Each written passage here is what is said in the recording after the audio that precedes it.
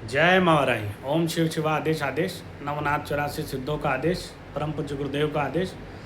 मैं औघड़ योगेश अपने चैनल महाकाली वाराही मातंगी धाम में आप सबका स्वागत करता हूं। तो आज हम जिस विषय पर बात करेंगे वो विषय है राजराजेश्वरी भगवती ललिता त्रिपुर सुंदरी। इनकी साधना के विषय में जानकारी देंगे, क्योंकि शास्त्रों में कहा जाता है कि अगर इनके विषय में सही जानकारी नहीं हो तो बात न करे, नहीं तो भगवती वाराही उनको दंड देती है, क्योंकि वो इनकी दंडनी शक्ति है और इनकी मंत्रिणी शक्ति भगवती मातंगी है। इनकी साधना की विशेषता यह है कि इनमें तीनों देवियों की साधना एक साथ होती है, तीनों की पूजा देनी पड़ती है, तब जाके ललिता त्रिपुर सुंदरी की कृपा प्राप्त होती है। और हम जो यहाँ साधना बताएंगे वो वाम मार्गी साधना तंत्र मार्ग से संबंधित है। दक्षिण मार्ग की साधना के विषय में हम नहीं बताएंगे, ना ही हम दक्षिण मार्ग की साधना भगवती त्रिपुर सुंदरी की करवाते हैं, क्योंकि हम गुरु परंपरा से हैं। जितना गुरुदेव का आदेश होता है उतना ही कार्य करते हैं। तो भगवती त्रिपुर सुंदरी की साधना अगर कोई साधक कर लेता है तो लक्ष्मी प्राप्ति, सरस्वती प्राप्ति, युद्ध में विजय, भौतिक सुख सुविधा, आरोग्य, कुल मिलाकर ऐसा कोई कार्य नहीं है जो भगवती नहीं कर सकती है। ऋण से मुक्ति से लेके तो भोग, मोक्ष, अर्थ, काम सभी देने में सक्षम है भगवती राजराजेश्वरी ललिता त्रिपुर सुंदरी। तो बात करते हैं। सर्वप्रथम अपने को एक चंदन की चौकी बनाना है। चंदन की चौकी पे 3 रंग का कपड़ा बिछाना है, जिसमें लाल, काला और हरा ये तिरंगी कपड़ा बनाना है। याद रहे लाल कपड़ा बीच में रहेगा और 3 दीपक जलाना है।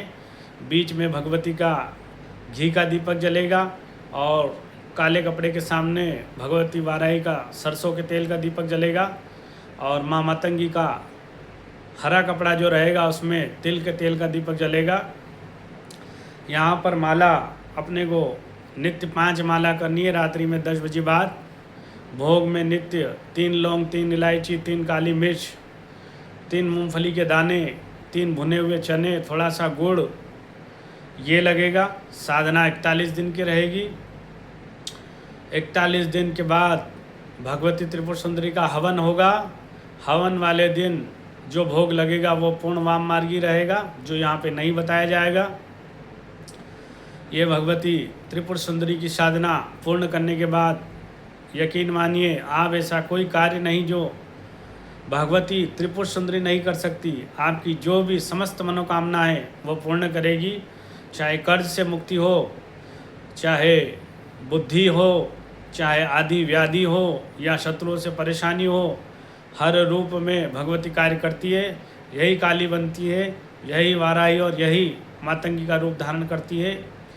ये तंत्र के माध्यम से और वाम मार्ग के माध्यम से उग्र रूप में पूजी जाती है, और दक्षिण मार्गी जो साधना होती है वो सौम्य रूप में की जाती है।